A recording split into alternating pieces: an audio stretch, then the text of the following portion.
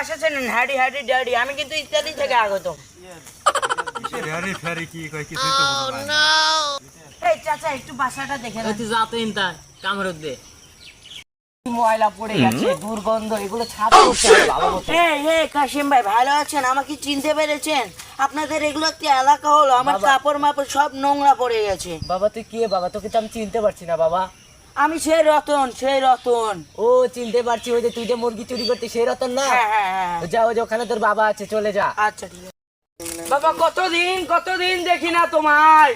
এ বাবা তোমাকে তো এই গ্রামে কখনো আগে দেখিনি। তোমাকে বাবা আমি সেই রতন, ওই ছোটকালের রতন। ছোটকালে আপনার রতন আছে না, সেই রতন চুরি করে মুরগি চুরি নো 25 সাল আপডেট ইতালি থেকে আগত, ইতালি থেকে।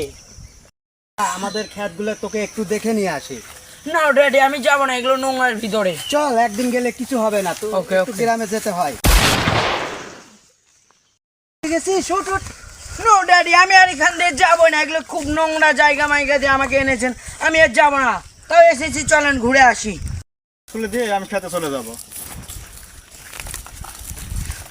ভাই এই ছেলেটাকে এটা আমার গেন্দা, বাইরে থাকে তো, ইতালি থাকে, গতকাল এসেছে। এটা আমাদের ভাইস্তা। হিউজ আই এম কিরমেডালে বাচ্চা, ডোন্ট টাচ মি ইওর কাতা ইতালি থেকে ধোয়া আসা, এগুলো খেত কোথা থেকে আসে, আমি চলে যাবো গা।